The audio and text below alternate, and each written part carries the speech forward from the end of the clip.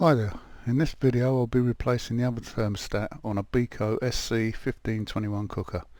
This is a piggyback thermostat and is common in a number of different makes and models such as Creda, Indesit, Ariston, Hotpoint, to name just a few.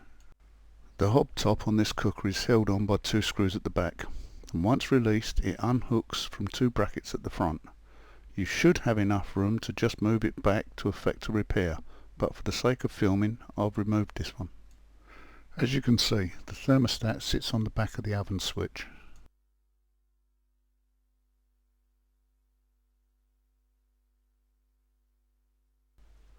Remove the wires and pull it out from its fixing point.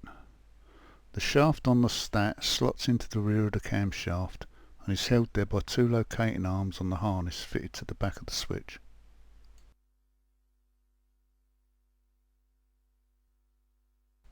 In some cases it's easier to remove the oven door so you can get unrestricted access to the thermostat file, which could be secured to the rear of the oven. On this appliance though, the file is located on the side wall of the oven and is held there by two clips, but in other cookers it could well be held by a clamp screwed onto the oven lining or a hook type clasp.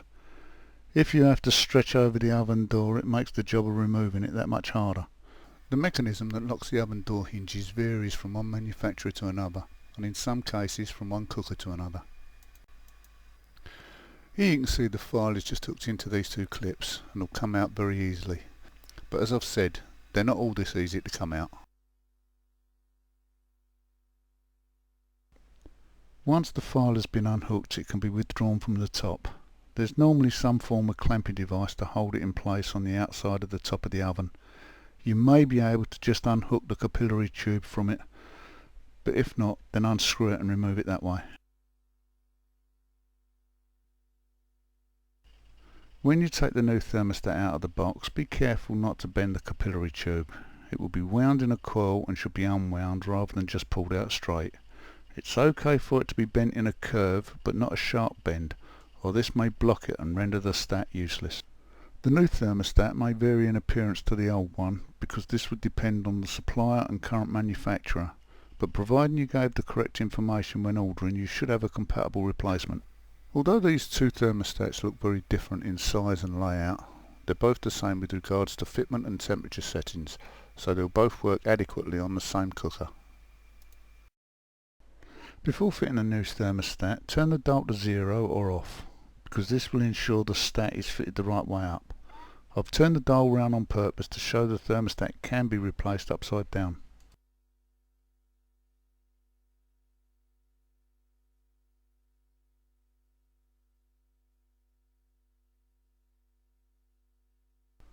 Although the thermostat's been fitted, the dial will only turn a quarter way round. This situation would only really be applicable if the knob had been removed, such as when the switch is changed, but may just catch some people out if not aware of it.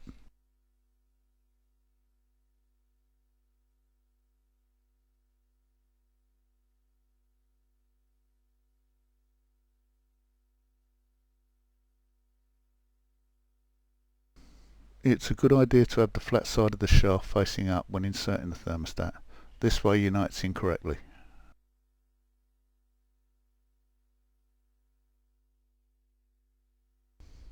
If there are more than two terminal connections on the thermostat, then check for an earth symbol on one of them and avoid using that one.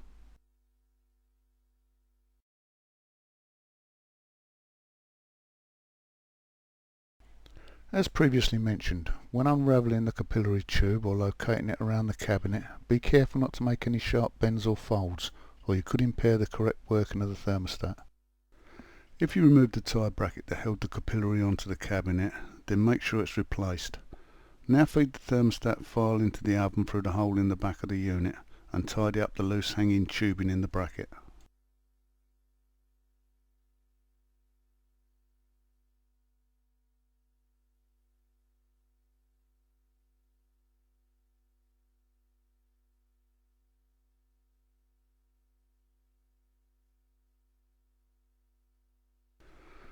Replace the file in the clips or mounts that the original one fitted into, but make sure there's only the minimum amount of capillary tube inside the oven when you've finished.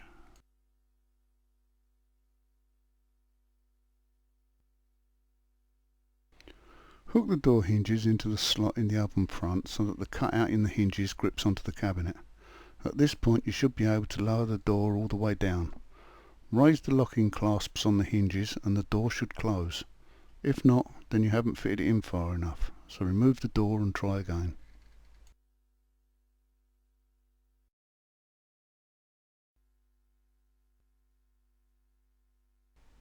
Before you refit the hob top, just check that all the wires are free from snagging and there are no tools or bits left behind.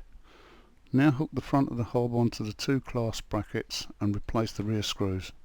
Job done.